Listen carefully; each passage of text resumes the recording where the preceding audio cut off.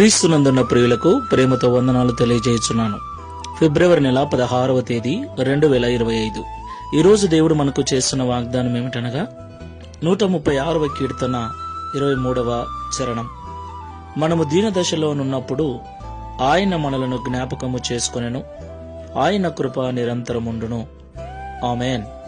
నా ప్రియమైన సహోదరి సహోదరులారా, ఇశ్రాయేలు ప్రజలు ఐగుప్తు దేశములో భయంకరమైన శ్రమలను అనుభవిస్తూ ఉన్నప్పుడు, భయంకరమైన బాధలను అనుభవిస్తూ, సరైన ఆహారం లేక, సరైన వస్త్రాలు లేక, ఉండటానికి సరైన నివాసములు లేక, ఎంతో హీనమైన దీనమైన స్థితిని అనుభవిస్తూ ఉన్నప్పుడు దేవుడు వారిని విడిపించి శ్రేష్టమైన పాలుతెన్నులు ప్రవహించు దేశానికి నడిపించాడు.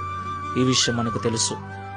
దేవుడు ఐగుప్తు నుండి కనానుకు నడిపిస్తున్న ఆ క్రమంలో అరణ్యములో దేవుడు వారి జీవితంలో చేసిన ప్రతి మేలును గురించి వివరించేటువంటి కీర్తన ఇది. ఈ కీర్తనను యాత్ర కీర్తనని పిలుస్తారు. నా ప్రియులారా, ఈ మాటలు వింటున్న మనమందరం కూడా ఒక విషయం జ్ఞాపకం చేసుకోవాలి. మనమందరం కూడా ఈ లోకము నుండి పరలోకానికి ప్రయాణం చేస్తున్నాం. మనము కూడా పరలోకపు యాత్రలో ఉన్నాం. అయితే పరలోకపు యాత్రలో ఉన్న మనకు కూడా ఆయా సమయాలలో బలహీనమైన పరిస్థితులు, స్థితులు ఎదురవుతాయి. అయితే ఏ స్థితినైనా దేవుడు చూస్తూ ఉన్నాడు, గమనిస్తూ ఉన్నాడు. ఎవరు మన స్థితిని చూడకపోయినా, ఎవరు మనల్ని గమనించకపోయినా, పరమందుండి చూస్తున్న దేవుడు సమస్తమును గమనిస్తూ ఉన్నాడు. మన ప్రతి పరిస్థితిని చక్కబరుస్తాడు.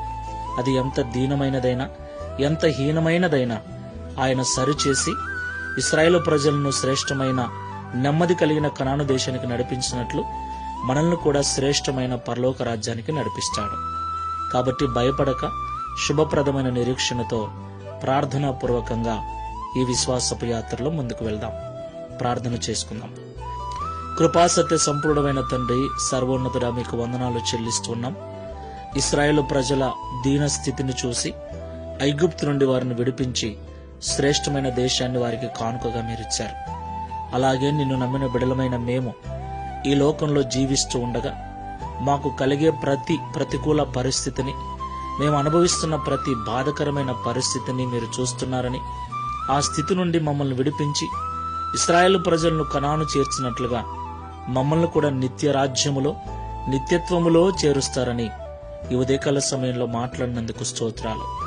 కాబట్టి మాటలు వింటున్న మేమందరం ఈ లోకములో కలిగే క్షణికమైన బాధకరమైన పరిస్థితులకు చలించక, విశ్వాసమందు సన్నగిల్లక, ప్రార్థనాపూర్వకంగా ముందుకు వెళుతూ ఇశ్రాయేలు ప్రజల జీవితంలో మేలు చేసిన మీరు మా జీవితంలో కూడా మేలు చేస్తారని, వారికి నెమ్మదిని అనుగ్రహించిన మీరు మమ్మల్ని కూడా నిత్యత్వంలో చేర్చి శాశ్వత కాలపు శాంతిని, నెమ్మదిని అనుగ్రహిస్తారన్న నమ్మకంతో ఈ విశ్వాసపు యాత్రలో ముందుకు వెళ్ళుటకు సహాయం చేయమని, తద్వారా ఇశ్రాయేలు ప్రజలు స్తుతించినట్లుగా మేమును స్తుతించినట్లుగా ఈ వాగ్దానం నెరవేర్చమని యేసు నామములో ప్రార్థిస్తున్నాము తండ్రి. ఆమేన్.